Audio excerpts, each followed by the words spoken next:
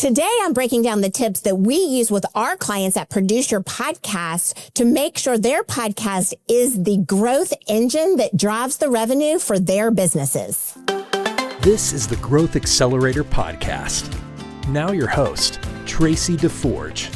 I recently had a conversation with Tanya and Michael, hosts of Be Bold Branding, where we talked about how important it is to shift your mindset around organizing your show for results over metrics. What differentiates shows that become valuable business assets versus those that kind of fade away? Right. Well, that's such a good point, because when I started Produce Your Podcast, which was in March of 2016, there were less than 350,000 total podcasts. So fast forward a decade, as you said, the industry has absolutely, it's evolved, it's changed, it's grown. Now we're into the millions of podcasts. And then what does that actually mean in terms of if you're a business owner and you want to leverage that podcast for growth, is that you have to be really clear about how you're going to differentiate not only your podcast and the brand of your podcast, but also your messaging and the types of conversations that you're going to have with your audience.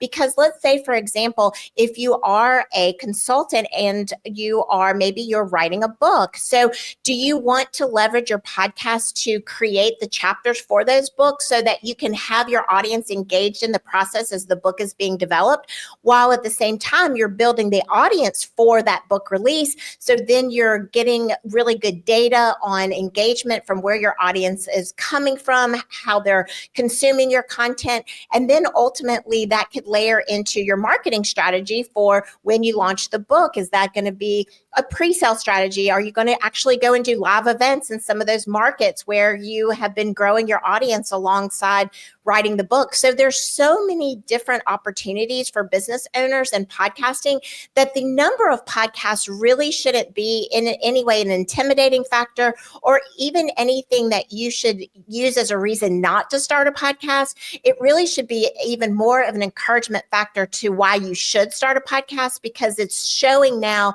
that it's more than just a nice to have for your marketing strategy. It's a need to have for your marketing strategy. I really enjoyed that part of the conversation with Michael and Tanya, specifically about how you can leverage your podcast content and turn it into a book, because thought leadership, industry expert visibility is more important now than ever. If you're curious to have an even more of a deep dive around how to make that happen, you're going to want to check out Growth Accelerator Podcast, episode number 4, where Tina Dietz and I will give you all of the step-by-steps on how to think strategically about turning your podcast content into a book. And one of the things that Tina and I talk about, whether you're interested in turning it into a book or not, is how incredibly important it is to think through the foundation of your content before you even launch your first episode. That may seem overwhelming, but honestly, it's building a strategy just like you would in your business if you were launching a strategy for a new product line or a new course or a new program, or if you were educating your audience about a new service that you were providing. You want to make sure that you allocate and dedicate the same amount of time, energy, and resources to the strategy of the foundation of your podcast if you want it to be that growth engine machine that it can be for your business. Here's another clip where Tanya, Michael, and I discuss the importance of strategy and foundation for your podcast ROI. Many businesses, launch podcasts without that clear ROI strategy. What's your framework for ensuring that podcasts drive actual business growth rather than just, vanity metrics? Right. Which are hard enough in themselves to get. Right. Well, again, you really have to think about what's in it for your audience and the type of podcast that you're wanting to create. Because if you're looking at it as a platform to build thought leadership and to gain visibility, maybe get on more stages, then that's a different ROI for the investment of time and resources than if you are using it as a lead generation source to move people through your funnel from the top of the funnel, middle of the funnel, and then directly into a purchase. So first and foremost, you want to identify what is the objective for the ROI for your podcast, and you need to know that going into it. I think that's one of the things that working with a very strong podcast strategist or consultant on the front end of things is something that you can actually help shortcut your learning curve on and increase your opportunities for ROI, because they're going to help you navigate not only just, well, what's the format of my show? What microphone do I need? How am I going to get a guest? It's more about, once I have the right microphone, open that mic, what am I doing to generate leads, generate visibility, generate sales for my business? And is that what the ROI that's tied to the podcast? And if yes, then you need a blueprint to get you there. And so each of those objectives that we talked about have a little bit of a different strategy, but one consistent theme throughout all of the things that we just talked about was making sure that your podcast has a very clear call to action that aligns with that revenue generating opportunity that you're looking for. Let's get into a conversation about the content and the format of the podcast itself and how that actually is an important consideration factor, along with everything else we've talked about today, about the importance of really strategically focusing your podcast as a growth vehicle. Here's why. Most podcast hosts go into podcasting thinking that they just need to open up the mic and have a Q&A interview with an expert, maybe even a client or a subject matter topic of interest for their audience. That is absolutely one format that works effectively, but it is not the only format that works effectively. Everyone who is consuming content right now is time starved, and they want to make sure that the time that they are spending with your podcast is getting an ROI back to them as well. So when you are thinking through your content strategy, evaluate the different types of podcast episodes that you can put out there that is going to really be of value to your audience. Yes, Q&A is one of those, but have you considered the idea of integrating short form content?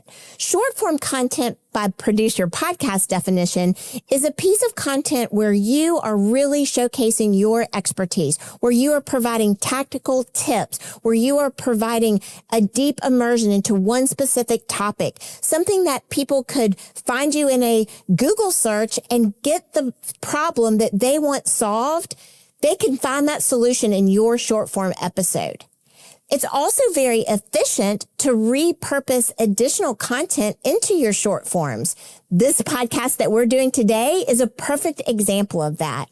I've already invested the time in having the conversation with Tanya and Michael, and it was a lot of fun to be on the Be Bold branding podcast.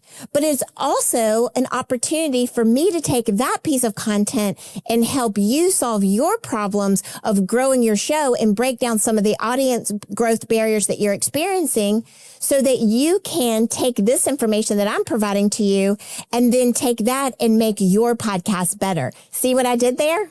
A lot of people think when they launch a podcast, especially if they're a business owner, they think that they have to always do a Q&A interview, very similar to what we're doing today. But what we have found as we have built and developed strategies over this last decade is that there's a really good balance between being able to showcase someone else's thought leadership, like you're giving me the opportunity to do today, but at the same time, your audience also needs to understand and be able to have a deeper immersion into your expertise as well. So when we were looking at and developing our packages for 2025, we actually pivoted our strategy. Instead of recommending all Q&A interviews, for example, we are looking at the opportunity to create long form and short form podcasts for clients who maybe have in the past either always done just Q&A interviews and looking at a second season or a second year, or they're just coming into podcasting and introducing it into their pipeline for the first time. Because the short form content can give you the opportunity, like let's just, workshop this in this moment. We're having a conversation right now about what works best for podcasting, for lead generation, for growing your business with a podcast. We're having a really good dialogue about that. You could very easily follow up and release after this episode. You could very easily follow up a dialogue between just the two of you about what's working with your podcast, the takeaways that you mentioned in this episode. And you have that opportunity to go on a deeper level and engage with your audience. And they are getting to hear your perspective on the points that I may share. And so what that does with your audience is it really solidifies your positioning as the go-to expert in the branding space and why it would be a great opportunity to work with you. So really having that balance between that long form and that short form is not only just a really great algorithm tool for growing the show, but it's also a really great way to, if you're a service-based professional, you want to be able to showcase your abilities and your expertise in the services that you provide. Here's the bottom line. You are investing your time and resources to generate content. You deserve to get the results. The takeaways for today are strategically focus on the foundational pieces of your show. Make sure you are creating a podcast, both audio and video, and generating other pieces of content, and connect all of your content to become of value to the audience that you are targeting, because it is that audience that you want to continue the conversation with that will ultimately turn into conversions and increase your bottom line. Number 2, don't get hung up on the fact that you have to do a Q&A podcast interview to have a podcast. You are the expert in your industry. You are the thought leader. You know more about your business than anyone else.